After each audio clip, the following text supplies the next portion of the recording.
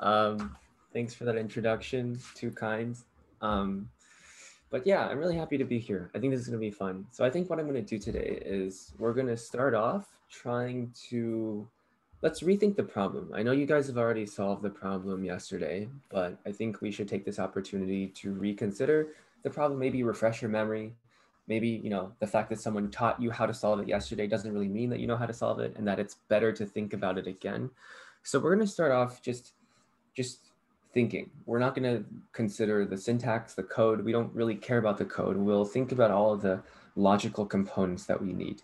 And then given these logical components, we will figure out what kind of syntactical elements we'll need in a programming language to help us accomplish this. And then finally, we'll take this very abstract logical way of thinking and then convert it into code that we can then submit to the server and see whether it's correct or not. And of course, in the process, we'll be registering for an account. We'll be using this account to submit a practice problem to the server. And eventually our goal is to pass all the test cases. So yeah, let's go ahead and dive right in. I'll go ahead and share my screen and we can get started. So this is the problem. Just to refresh your memory, I'm not sure if we all remember it, but this is the problem.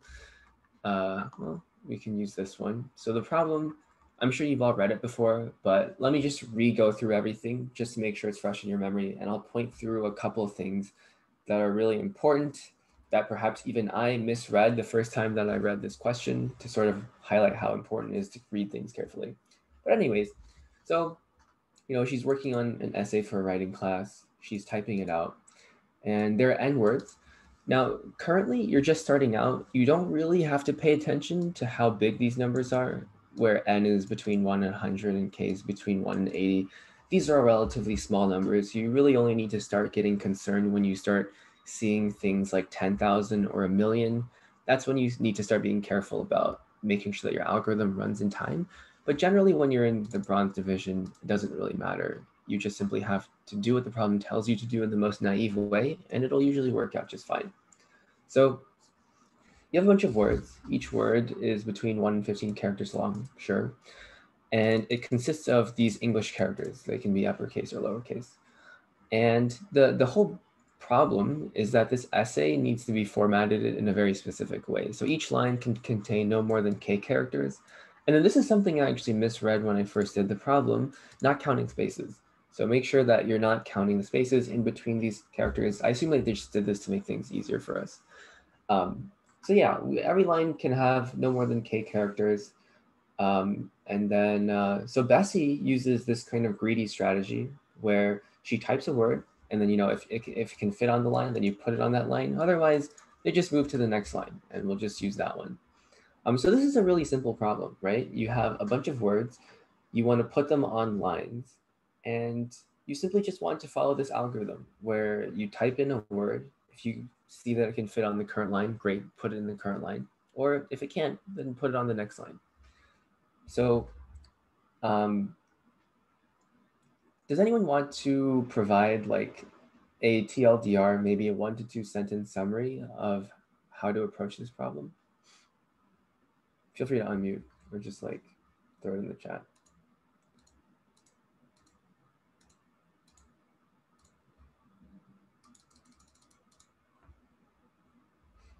Anyone that might remember what you did yesterday, or maybe if you didn't remember, if you figured it out on the spot.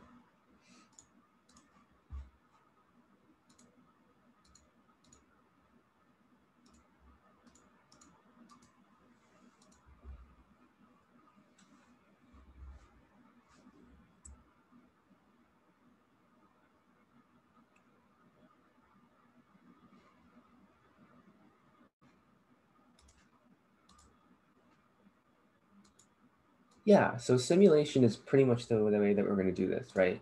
You basically just try it because there's nothing really tricky here. You're not being asked to optimize a certain metric. You're not being asked to minimize the number of lines that you should use or anything like that. You're basically just being asked to simulate the algorithm they give you and see what you get. So fundamentally, the problem that you want to solve here is to make a decision. So for every word, the decision is whether you want to put it on the current line or put it on the next line, right? And this is a pretty easy thing to check. Basically, you just try to put it on the line, and if you can't put it on the line, then you will need to you'll need to throw it on the next line. And if we look at this example input here, you got a bunch of words. We can imagine that we have access to each of these words independently. So hello, my name is Bessie, and this is my essay. And does anyone want to outline the algorithm that we use? Anyone remember?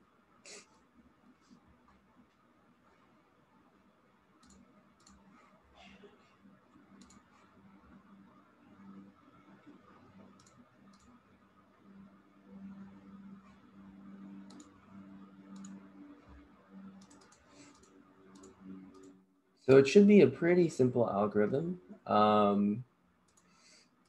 Does anyone remember what we did yesterday when we solved this together in class?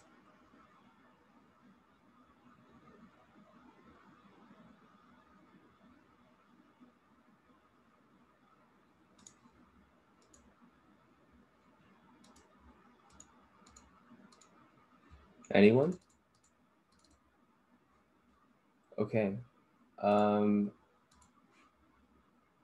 So I will take that as a no. That's interesting. Okay, cool. Well, let's go through the algorithm again. So basically, you have this problem, right? You want to try to take these words and see whether they fit on the current line. And if they don't fit on the current line, then we need to push it off. So what's the decision that you're making here? Like, imagine that you have some variable L, which is the current length of the line so far. And you have a variable W, which is the length of the word. And you have K, which is the max length of any line. Can anyone write an inequality here that determines whether we can put something on a certain line or we have to move it to the next line?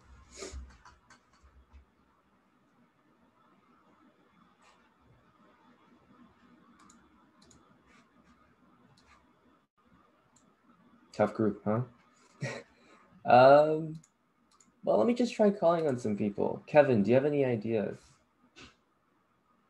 for this inequality?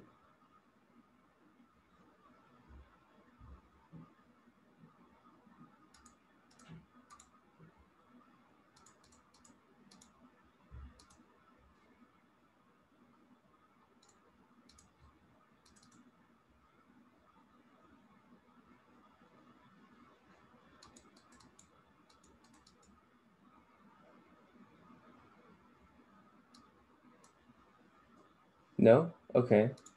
Andy, any ideas for this inequality? Like, given what we have so far and given the length of the word that we want to stick into this line, how do we know whether we can actually stick it onto this line? I'm not really sure.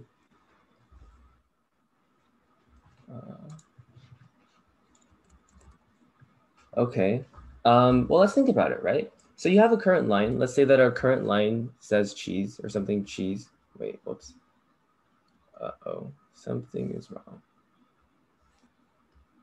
Okay, we have a current line, cheese. This is 1, 2, 3, 4, 5, 6 characters.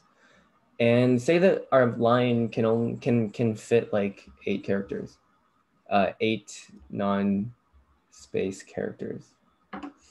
How do we, can it fit? So is only 2 characters long, obviously can fit. Okay, so it looks like there are some things in the chat. If it's less than the amount of characters, less than or equal to, yeah, right? So essentially you have the length of the line so far, which is, you have cheese, and then you have the length of the word, which is. And so if L plus W is less than or equal to K, then you can put the word on the line.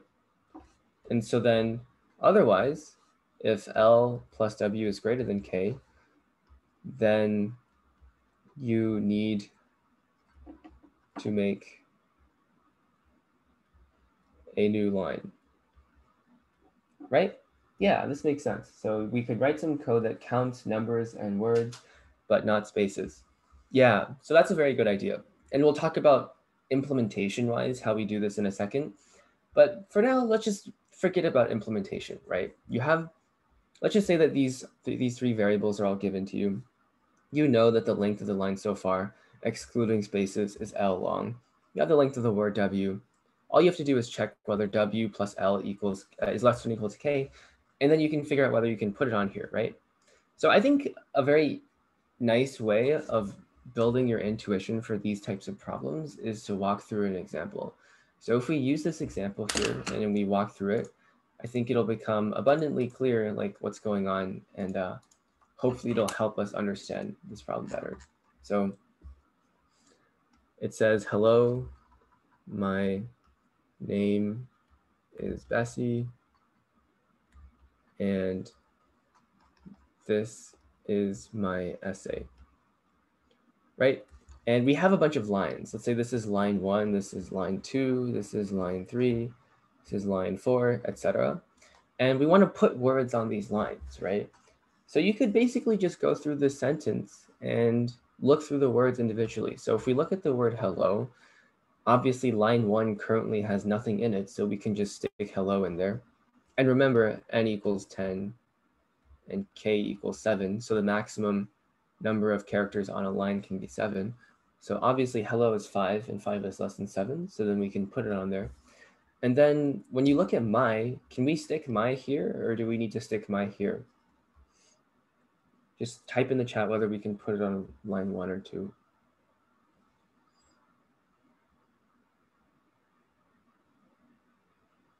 Yeah, you can put it on line 1, right? Because again, if you look at this inequality, L plus W is actually equal to 5 plus 7, sorry, 5 plus 2, which is equal to 7, which is less than or equal to K. So my can go here. And then obviously name will overflow because we've already hit our maximum 7 here. So this is name. And then is probably fits, Bessie probably doesn't fit, and then et cetera, et cetera, et cetera. You guys get the point. So then this would be your solution, right? You would do hello my and then make a return, make like a return here, and then name is return Bessie, blah, blah, blah, return, etc. So this is actually the whole key of the problem, right? Usually with these problems, especially this one, at every sort of logical step, you need to make a decision. That's what if statements are so important for. In this case, our decision is if our line has some certain length and we want to add a word that has some other certain length, if you add them together and it fits on the line, well, then just put it on the line. Otherwise, you got to hit a return. So what are the language elements that are needed here? So like in implementation, what's the cleanest way that we can implement this? So, I mean, obviously we have this if statement here. This would be an if statement. But now that we start thinking about how we gather these variables here, how do we do that? Does anyone have any ideas for keeping track of the current line length and the current word length? You know, what kind of language elements we would need here? What kind of blocks would you need in MIT App Inventor?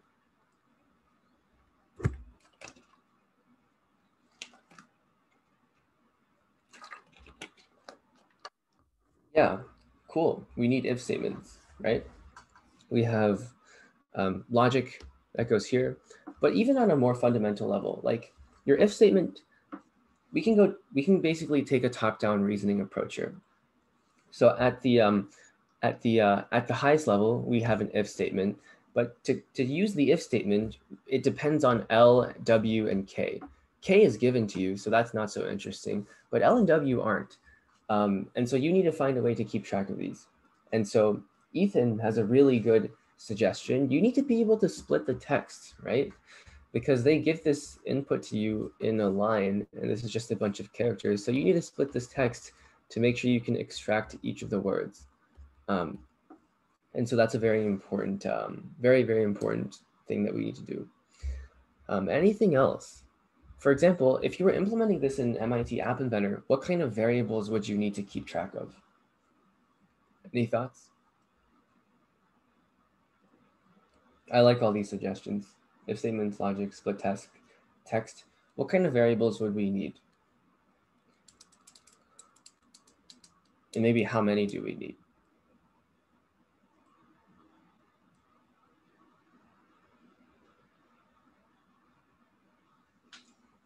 Ooh, okay, this is really good. Essay length.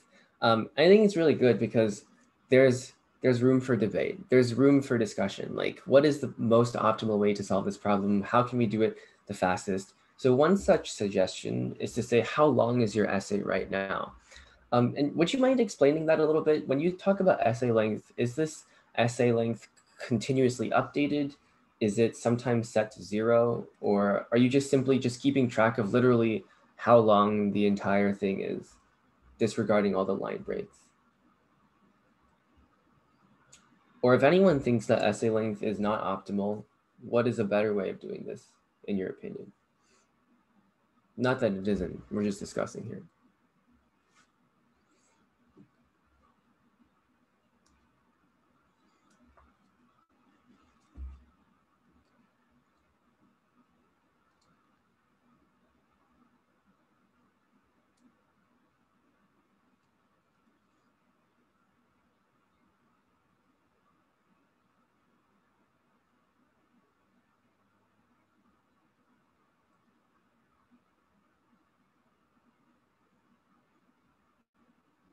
Okay, so if you finish the essay and press the button to convert it to the format, and so are you saying, just type yes or no, the length of the essay, the entire essay? Or do you mean something that's continuously updated? Or what do you mean here?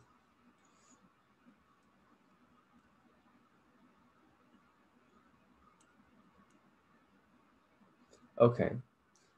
Yeah, so I think that this could be useful, possibly.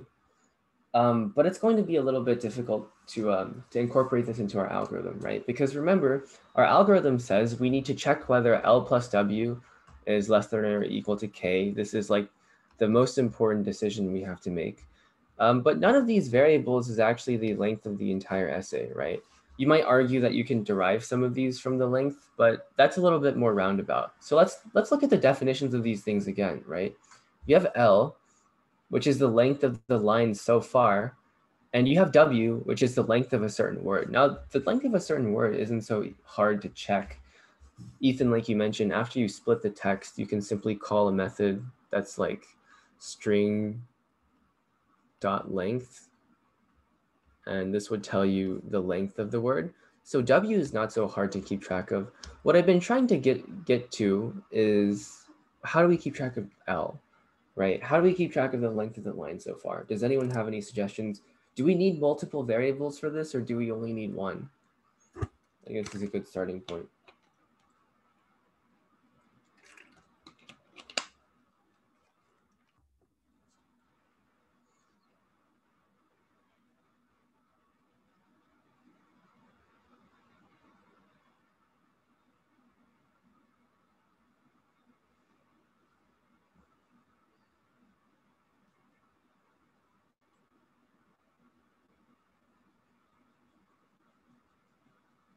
Or like, who, does anyone have any ideas as to how we can keep track of the length of the line that we're currently on?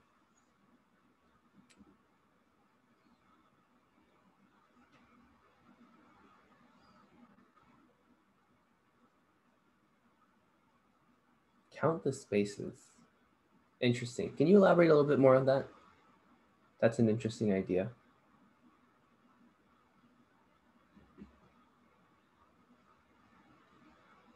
Okay, so Amy has a good suggestion. So Kevin says, for every word, there's a space. Right, I agree.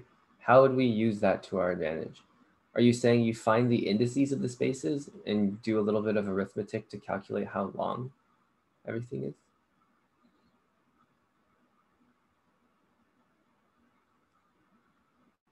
And Amy, I'll get to your suggestion once Kevin sort of finishes elaborating.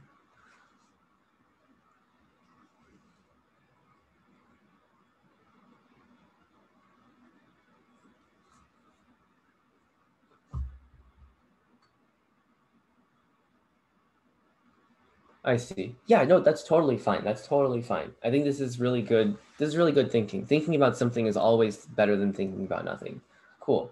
So I feel like I know what you're getting at, sort of. I think you're getting at how to calculate W, right? Because it seems like you're trying to figure out the length of every single word. And don't worry too much about that, right? Because if we combine the things that we've all brainstormed at this point, Ethan has told us that we can split the text. So when you split the text, it'll give you separate strings, a list of basically separate strings. And there is a method called string.length, or an MIT app inventor. I'm pretty sure there's a length method where you can take a string, can stick it in there, and you can figure out its length. So we don't really care about these spaces after we've split the text. The importance of the space is that when you split, you have to split by the space, and that's why that's important. But now we know the length of these words. But Amy has a really good idea, right? She says that you can initialize a count variable and keep adding the length of the word as you put it in, right? So we're going to have to be a little bit more careful about this. But the general idea is that once, while we're iterating through this input, all we have to do is keep track of the number of characters we've added to the string, and that'll give us our L variable. So we can actually try to simulate that. Let's go ahead and copy this over so oh, well, this thing isn't working.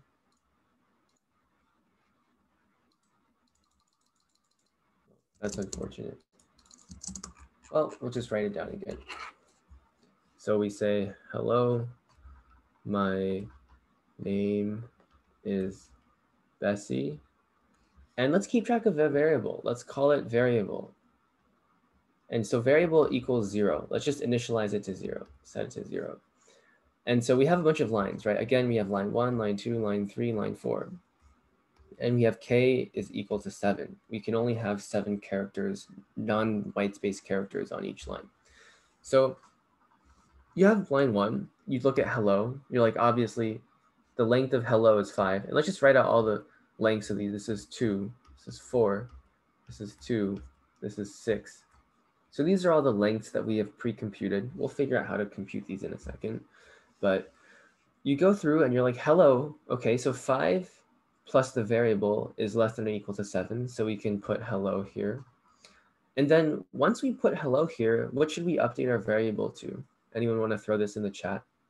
Because our variable keeps track of the length of the line. Yeah, exactly. We need to update it to 5. So this is no longer 0, it's 5. And then so we can actually just keep doing this. We've already processed hello. We've checked that off. Now we need to process my. So my is length 2, and our variable says that our current line has 5 characters in it. We add them up. 7 is less than or equal to 7. So then we can put this here. And then now what do we update this to? We update it to 7. All right. So this is where it starts to get tricky, right? Because when, at the very beginning, it's really obvious, like usually, it's very obvious, you just try to stick the letter in here, blah, blah, blah.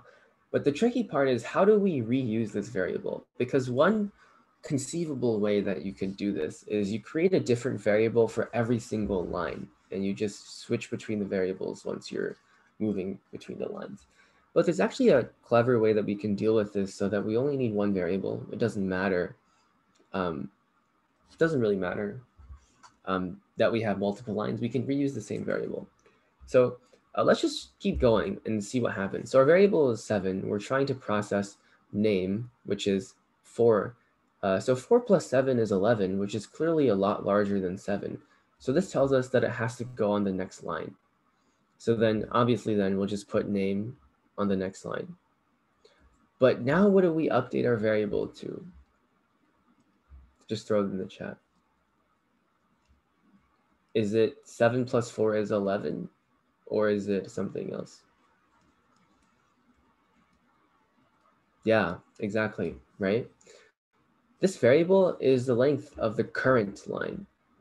It's not the length of the entire essay. It's not the length of, all the words that we put in. We only care about the current line. And so every time you start a new line, you can actually set this variable to 0 and then just run the same algorithm again. So basically, you have a name. So you have, let's just say that name was never here, and we only had hello my. And then so you were back here, you determined that 7 plus 4 is 11, and so then you can't put anything on the current line. Then you just create a new line, and then you set the variable to 0, right? Because your new line has nothing on it. Your new line has nothing on it.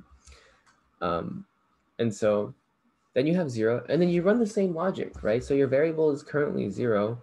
It is you're trying to process name. So 4 plus 0 is 4, which is less than 7. So then you can put name on here. And then, of course, is, and then Bessie, and then so on and so forth. Does that make sense? Hopefully that makes sense. We have this variable here that we just update in a very clever way so that it always keeps track of the number of characters that are in our current line. So now that we've built up all this intuition for how to solve the problem, I think it's now time to formalize everything and put it in pseudocode. So let's go ahead and do that. So basically, we're going to combine all of the things that you all have suggested in the chat, and we're going to see like what exactly there is that we need to do. So I think the first thing that's important is the thing that Ethan mentioned, which is that you have to split the words. So obviously, you know, we're just going to get n and k. This is a given to us. And then we're going to split the words. So we're going to have a list of words, or we'll call it a word list. Word list. And we're going to set it to the split of the input. Right, we're going to split the input, and so this will give us a bunch of words. In this case, it's just going to be like a list of hello. The first element is hello. The second hello is my. The third name, the third element is name, etc., etc., etc. So this is just going to be a list. That's good. That's what the word list is going to look like. And then we're going to initialize a variable, right? We're going to initialize a variable called L, which is going to be set to 0. And this is going to be the length of the current line, right? So the length of the current line, initially all the lines are empty, so we don't really care. So it's going to be 0 initially. And then what we have to do is we loop through all of these words. So for each word in the list of words, we run the decision that we just talked about, right? So for each word, we first have to calculate the length of the word, right? We have to calculate the length of the word. So word length is equal to the length of the word. So this just means calculate the length of the word for me, however you want to. And then what do we need to do? This actually is the decision that we talked about earlier, right? If the length of the current line plus the word length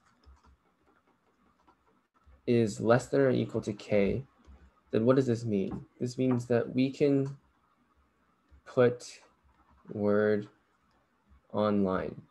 We can put the word on this current line. So then all we have to do is insert word on the line.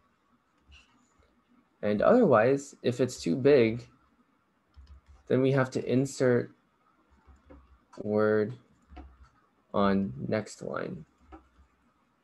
And then finally, we have to update L, right? So depending on whether we inserted the word on the current line or whether we inserted the word on the next line, we have to update L based on where we put it. So this is the pseudocode. This is pretty much all there is to it. And I'll just highlight it in purple. So this stuff under the purple is the pseudocode.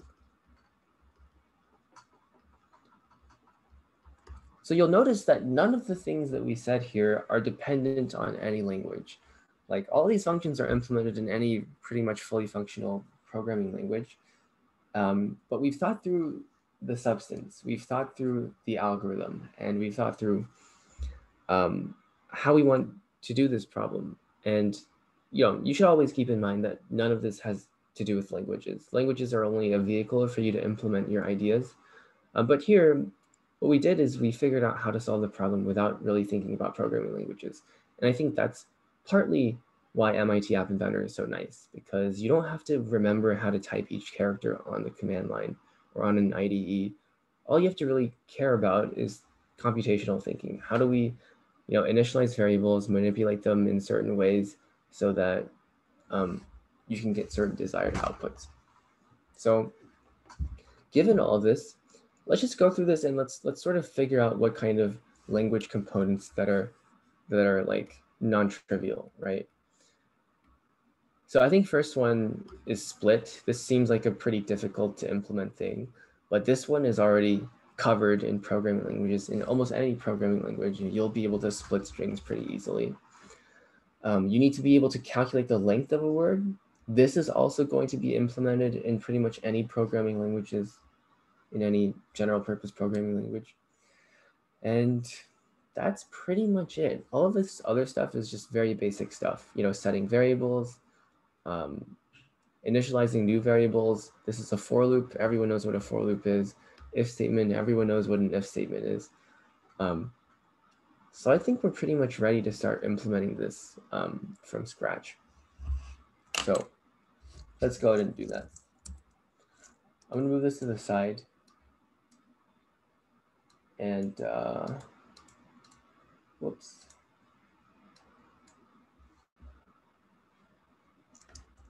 And I guess we'll just zoom in.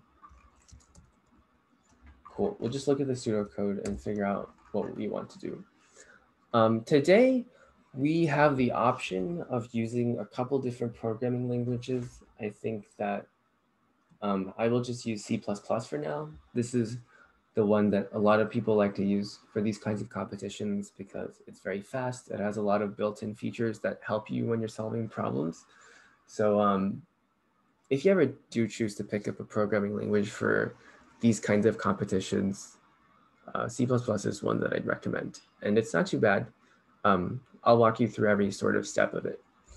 I won't necessarily talk exactly about what everything does, but in general terms, you'll sort of understand what's going on. So this is a blank file in a text editor. And basically, we're just going to code up this problem. So just a couple of things to note. This website, this competition website, the Computing Olympiad website, uses input formats and output formats in terms of files. So it's not given to you, like through an MIT App Inventor GUI where you can type in everything and get the text from the text box. This is given to you in a file. And so when you're programming, you'll want to create these files so that you can emulate the test environment. So you would create word.in, word.out. These are the file names that they tell you to create. So make sure to name them the same thing. And so your input, you can copy from the sample input. So the sample input is this. This is a 10, a 7, which this means that n equals 10, k equals 7. And then it gives you the string of the words, right?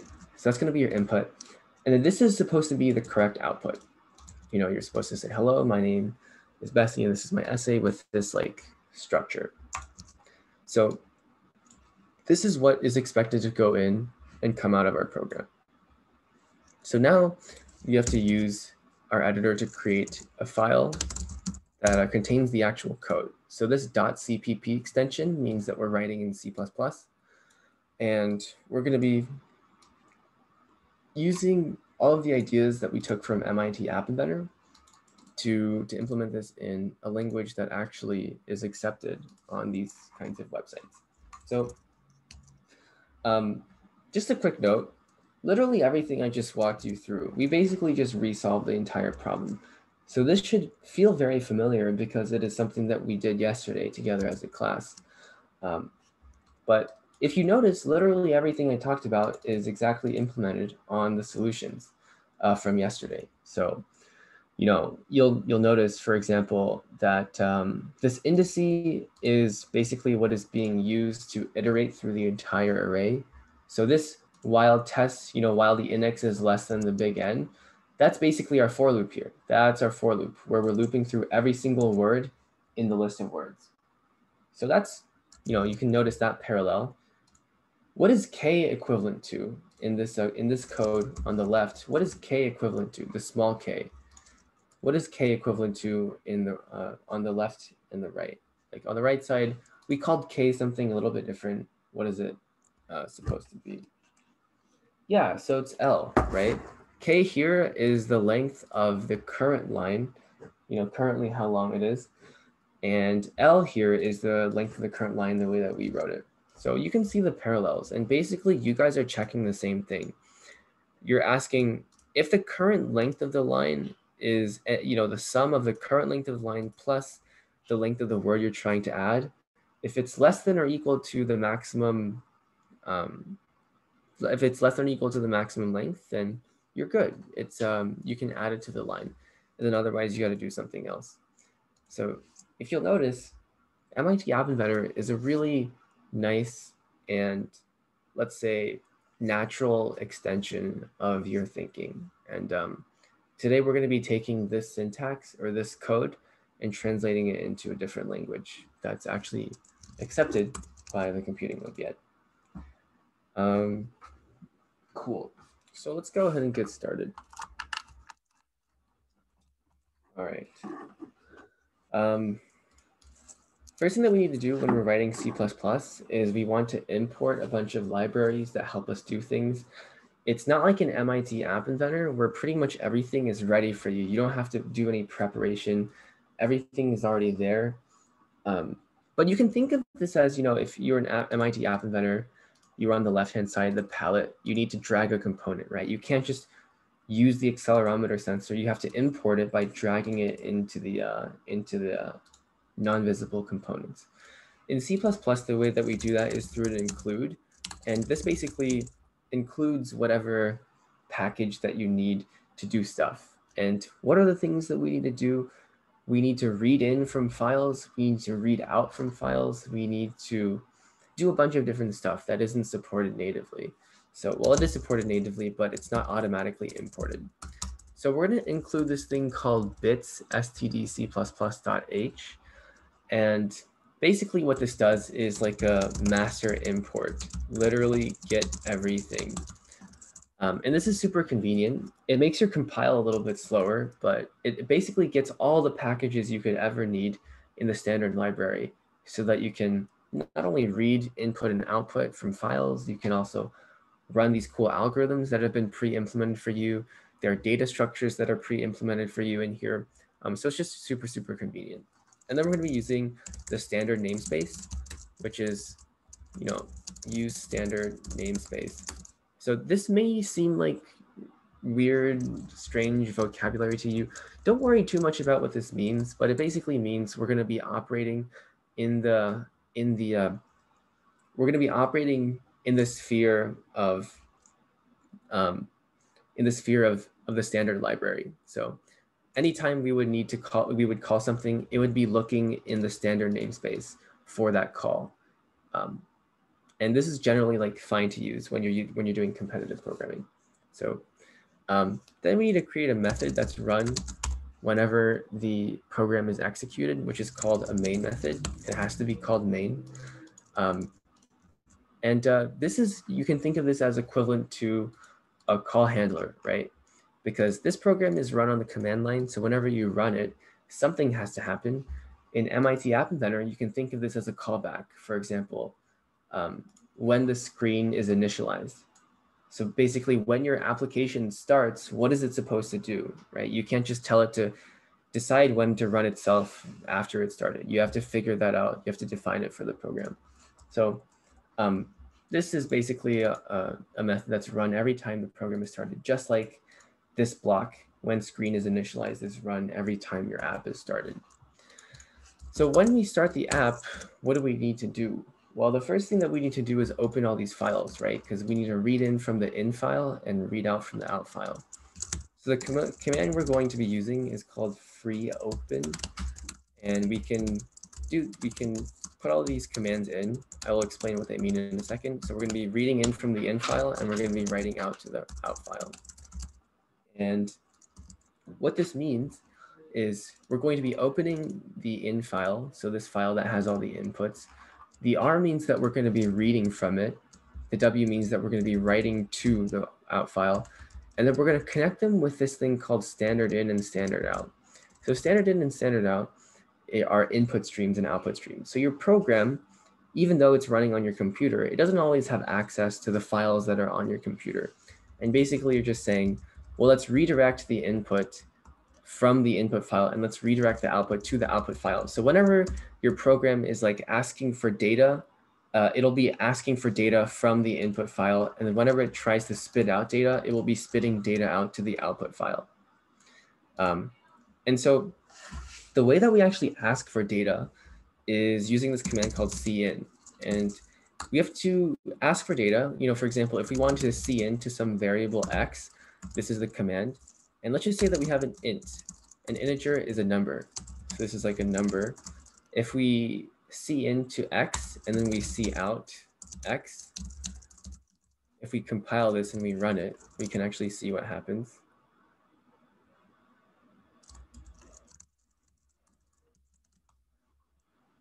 You can actually see that when you read in some number to x, it read in 10.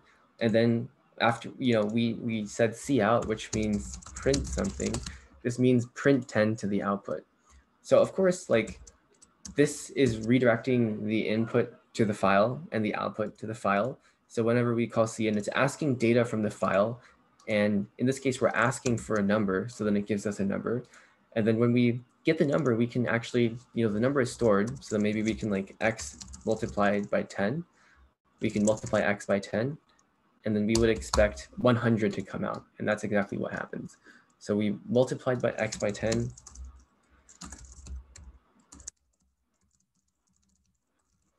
And then we would output the output of that, which was 100, and it spits out to the file. So hopefully this makes sense. Like you're just defining variables, and then you ask for data from the file to fill these variables in.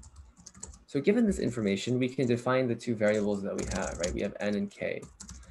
And we define these variables, and then we cin to s, n, and k, and this gives us our variables. This will load these into memory, and we'll be good. And then, so the thing with cin, if you notice, is that cin does the splitting for you. When you cin to n, it actually knows to look for a number and then stop at the space and then wait for the next number, which is 7. So actually cin takes care of splitting for you. You don't have to do the split function. You don't have to call like these weird things. All that happens is cin just looks greedily for the first number.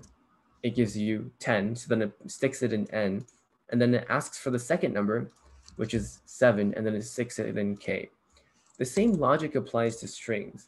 So the 10 here means that there are 10 strings over here in the second line, right? Hello, 1, 2, 3, 4, 5, 6, 7, 8, 9, 10. So you have 10 strings. And so every time you call cin, like let's just call this s, if we call cin on s, and we try to print it, what do you guys expect to come out of the program? What do you guys expect word.out to look like? Just throw it in the chat.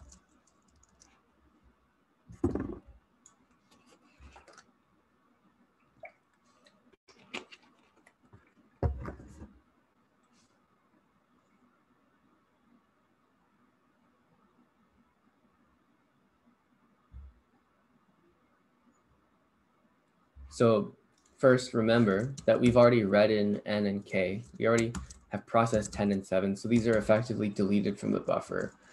And then we read in a string. What will be the string that we read in?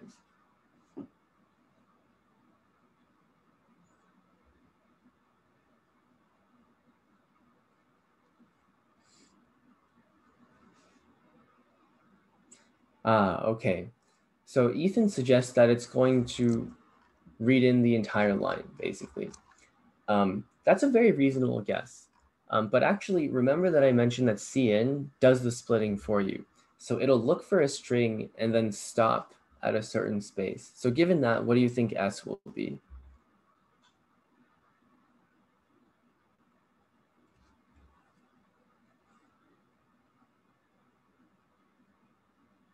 Yeah, exactly. So if we compile this and we run it, it should say hello. And in fact, if we put a loop around this, we do for I equals 0, I is less than n, I plus plus, and then we do string s, we read in the s, and then we see out s. What do you guys think this will give us? Well, I guess I should explain. This is a return. It's a line break. So whenever you see this, you can basically think we're going to move down a line. So this actually, I'll just tell you the answer. It should print out a single word on each line. And this basically tells you that every time you run this, the string s is being put into a variable, and we're spitting it out every time with the new line. And so this tells us that we're processing the input correctly. Like, hello, my name is Bessie, this is my essay, this is the correct input, and we're putting it on each line. So this tells you that we have the correct input for every line. And what's missing here? You know, we talked about getting n and k if we look at our pseudocode. So we got n and k. We have our word list, sort of. We haven't initialized our variable yet, L. Let's call our variable something interesting. I mean, something that's more meaningful than L, maybe like current line length. We set it to 0. And then let's follow our pseudocode. So for every single word in the list of words, well, this is basically our list of words, right? Because every time we're getting a new word, we need to calculate the word length. And in C++, that's using this function, word length is equal to s.size. This actually tells you the size of the word. So we can actually print this out. Oh, well, I forgot my semicolon. Never forget your semicolons. So then this gives us the length of each of these words, right? So hello obviously is length 5, my is length 2, name is 4, 2 is, Bessie is 6. And so as you can see, we now have the length of each word. Now we need to implement the decision that we want to make, right? The decision that we want to make is basically, remember, if the L or the current length plus the word length is less than or equal to k, then we can insert the word on the line. So if the current line length plus word length is less than or equal to k, then we can insert word on line. And so otherwise, we're going to make a line break, right? So this is what we're going to be doing. So how do we actually do this? Well, if you insert the word on a line, what do you need to do? All you need to do is just spit out the word, right? You just spit out the string s, probably with a space.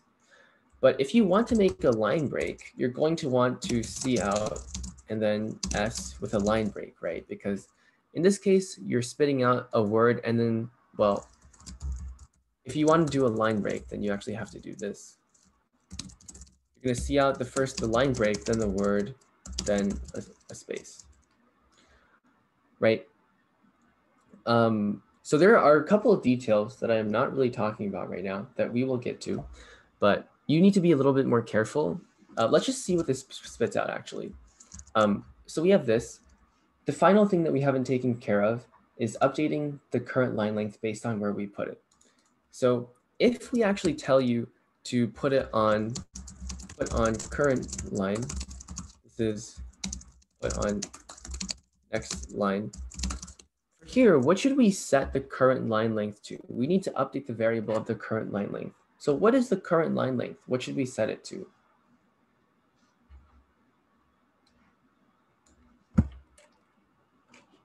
Or in other words, what should we add to it?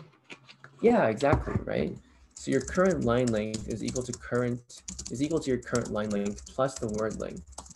And actually, there's a syntactical trick in C++. If you ever see yourself needing to write something of the form x equals x plus y, you can actually write x plus equals y. Because basically, you're just adding y to x. And the syntax for that is adding y to x. It looks like that. So you would just write current line length.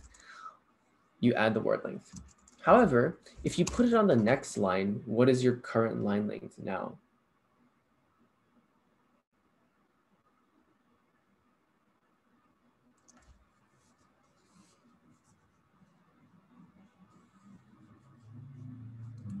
Exactly. So all you have to do is set it to the word length.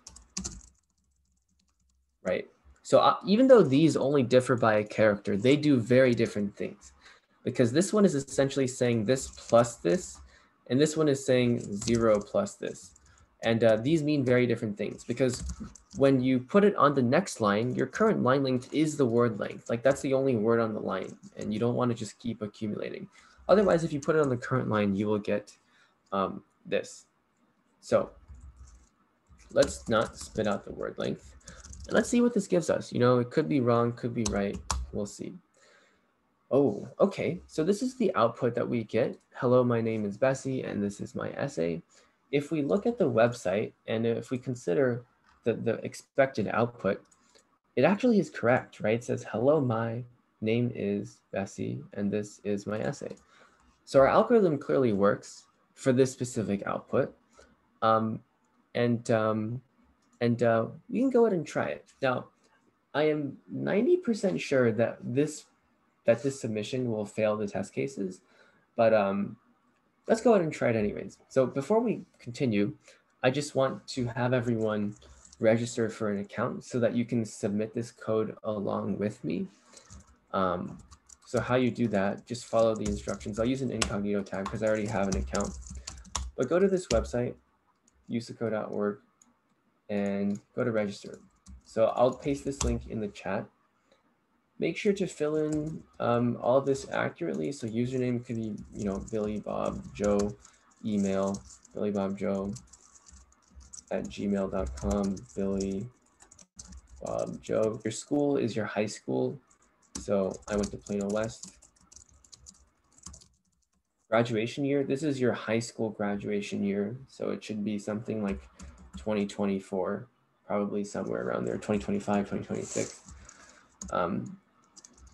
Oh, and this one, if you're, I mean, you're probably middle school, so some middle school. Your country is probably USA. So go ahead and create a new account, and then go to the chat and type in OK once you're done with this. They might ask you to verify your email or something, so make sure to do that.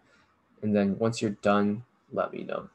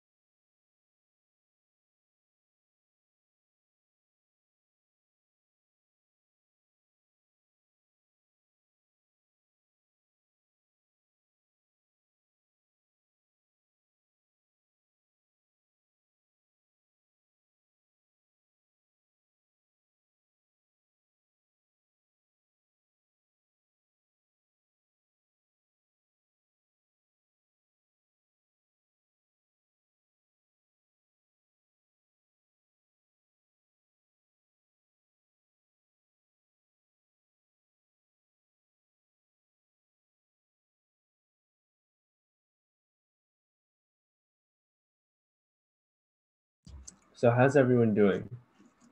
If you're finished, just type in OK in the chat, or like throw a thumbs up in the reaction so that I know where we all are.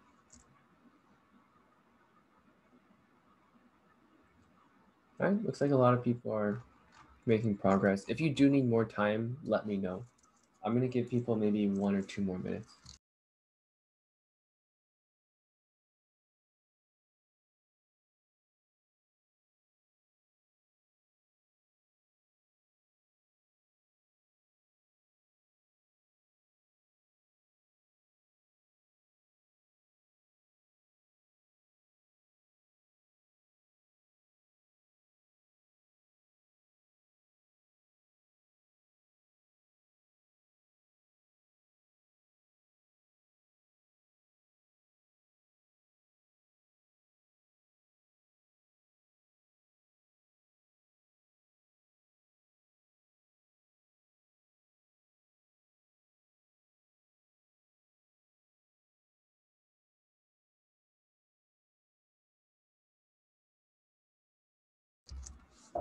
Okay.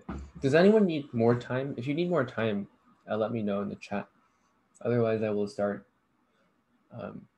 going through things very soon.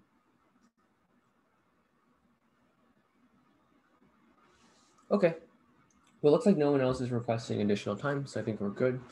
I'm going to take this code and paste it in the chat so that you can also go along with me. So you will need to take this code and put it in a file on your computer. So if you're on Windows, you'd probably want to go to Notepad and paste it in there and then save it as a C++ file. If you're on Mac, you can go to text edit, hit a new, take all this stuff, paste it in. And then you want to make sure to save it as a CPP file. So you would do word.cpp. It's gonna warn you that it has a different extension. Use the C++ extension. Oh wait, it says use both. That's weird. Yeah, so anyways, if you're on Mac, then you can probably just put it in any kind of text editor that you have. If you have a coding text editor, that's great. If you don't, then I think it should be fine. So just any text file is fine.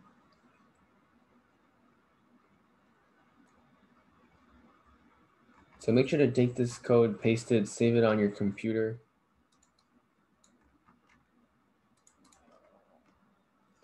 I noticed that this the formatting on this thing is a little bit strange in the chat. Let me see if I can fix it. Oh wait, no, it's good. Okay, but if you save the file, you should navigate to this website. And if you're logged in, you should be able to see at the bottom a language, a source file, and then submit solution. So if you go to language, you go to C++17, that's the one that we're using. Source file, you will need to choose the file that you saved. In this case, mine is on desktop, class, word.cpp. You would hit open, and then you would hit submit. So it's going to start grading.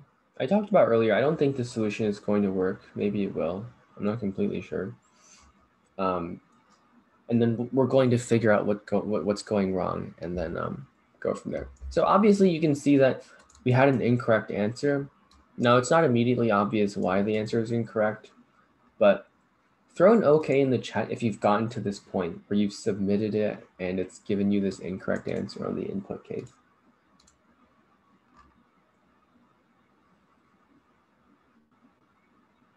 And if you have any questions on how to save the file, let me know, because sometimes that might be a little finicky.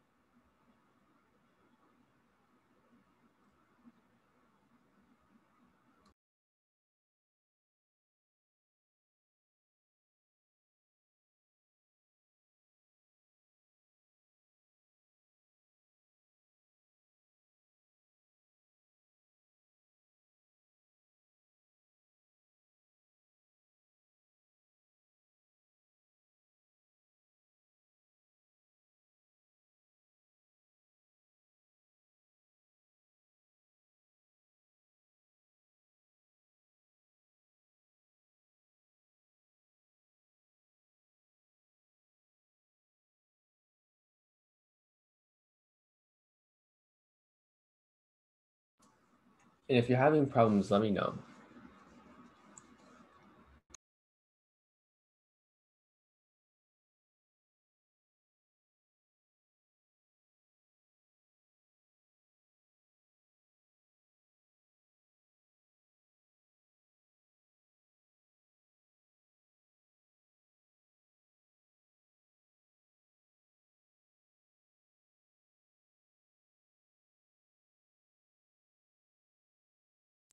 Oh, that's kind of weird.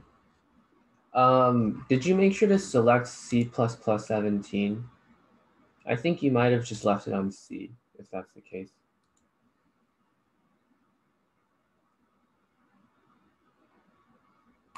I think if you just choose C, that's what it'll spit out.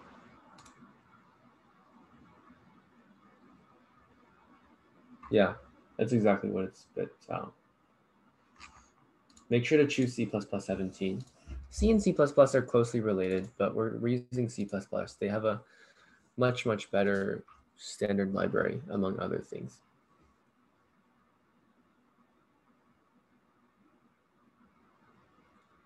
Okay, has anyone else gotten this to work? If you have, just react with a thumbs up or something, or type in the chat.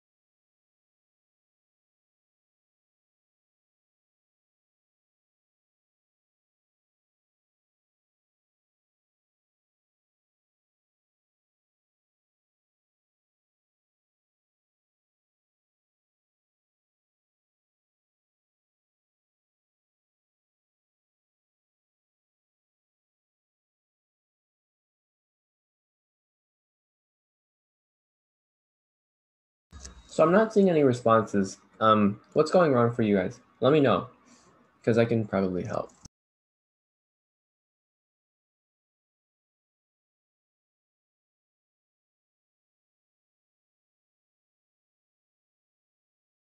Okay, great. Yeah, that's what you're supposed to see. We're supposed to see the same thing. There should be a wrong answer. Anyone else? Looks like a lot of people registered for accounts, but maybe a lot of people are having trouble submitting. So if you have problems, let me know. I'll give it maybe 1 or 2 more minutes.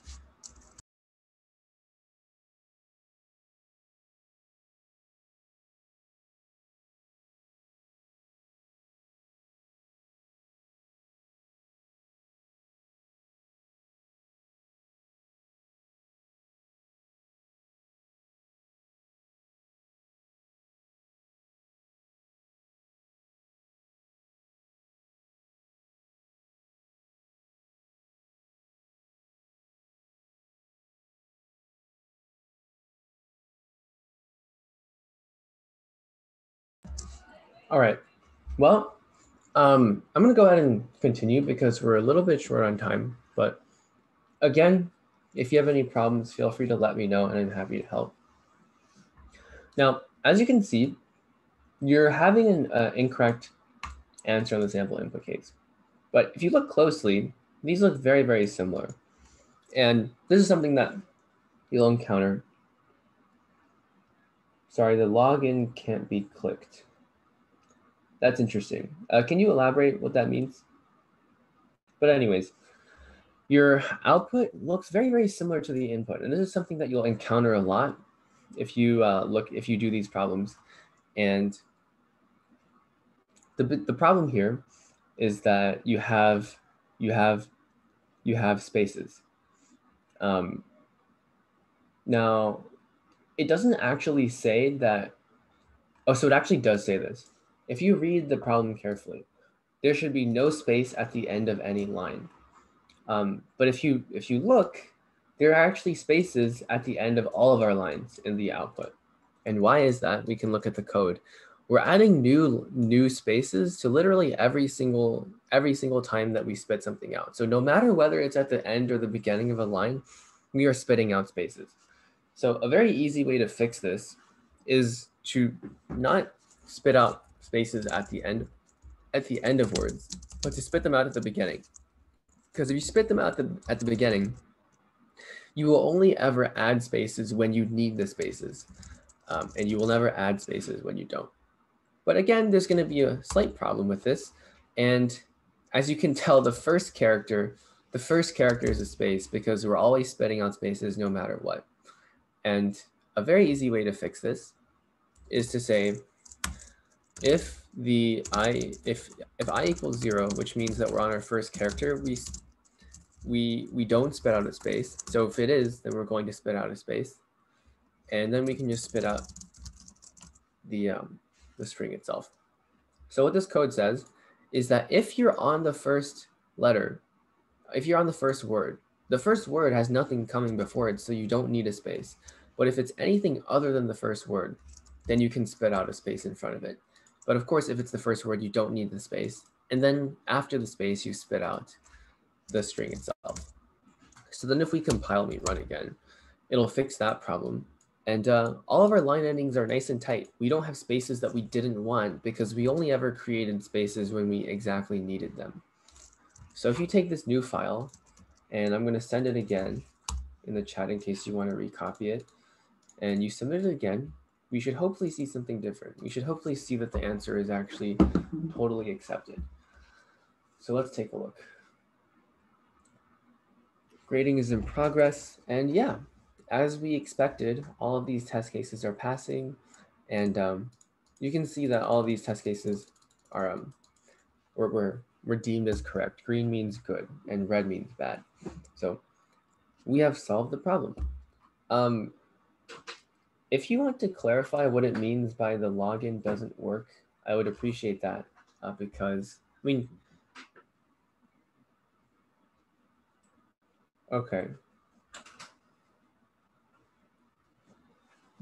Okay, so I'm not actually completely sure if they ask you to verify your email.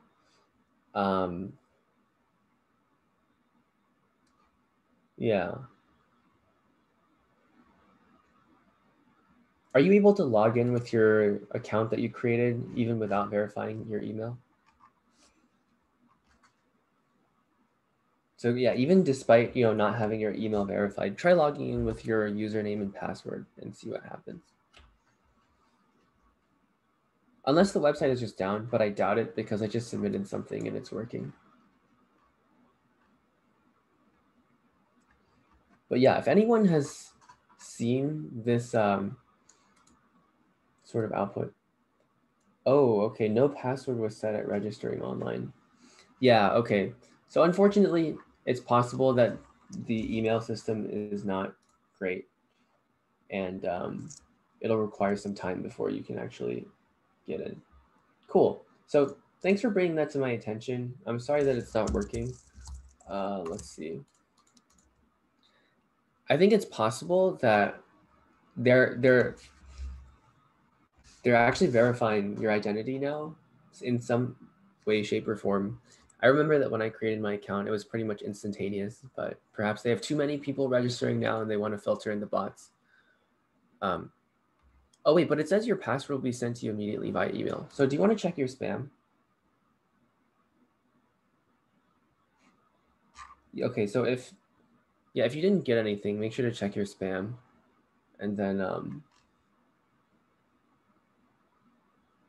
yeah.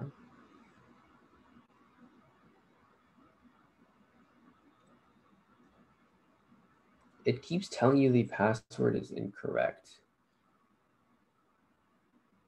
Okay, so I hope that this website is not as broken as it seems, and I sort of doubt it.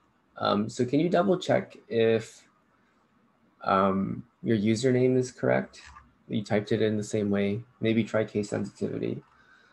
And definitely check your spam in case you don't get anything.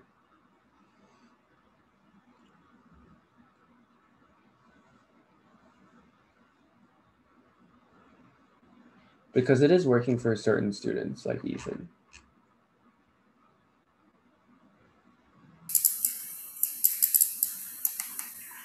Huh? Oh, okay. Yeah, the email's in the spam folder. Cool.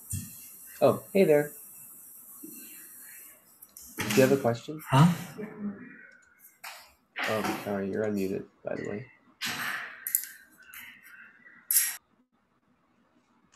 Okay, cool. Yeah, your email should be, it's possible that it's in the spam folder. So just to recap everything, once everything is set up, go to this link, choose C++17, choose the file that you copied and saved to your computer, and then upload it. And you should be able to see that we've solved the problem. So don't worry too much about the logistical details of everything. I know that sometimes technology is imperfect and things get sent to spam and stuff. But I think what's really powerful is that we started out, you started out this class maybe 1 or 2 weeks ago not knowing anything about programming. And through MIT App Inventor, you've been sort of forced to ignore all the things that people traditionally think too much about when they're first learning programming, like syntax, what exactly do all of these characters and things mean when you read a C++ or Python program. And you've really been able to drill down on computational thinking, on logic. And given all this stuff, you've been able to implement a lot of your ideas in MIT App Inventor without worrying about remembering exactly what all these things mean. And ultimately, we've built up to a point where the things that you have built in MIT App Inventor have the logic there. You're simply just not in the right language. You have all of your ideas, you're just not able to communicate them to the computer in a way that Yusuko understands, apparently. But today's lesson is to show you basically what's out there. You have this power of being able to reason about problems, to write algorithms, to just write programs that can take in data, process it in an intelligent way, and spit out the correct answer. And this is going to be super, super important, not just for these competitions. I think competitions are only one part of it, but just for the rest of your life, it'll be an important skill to have, especially with the rise of computation in today's day and age. So yeah, if you still haven't gotten this to work, try again. Okay, so cool, it works now. I don't know why it did different. Yeah, sometimes tech is like that. It's okay. But yeah.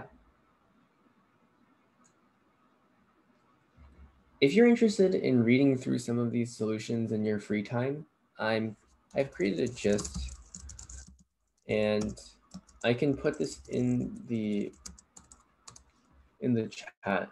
So this gist contains solutions in both Python and C++. You can look at these in your free time. You can try uploading them to the server and seeing how they work. But that's pretty much all I have for you guys today. Thanks so much for having me, and I guess I'll hand my time back.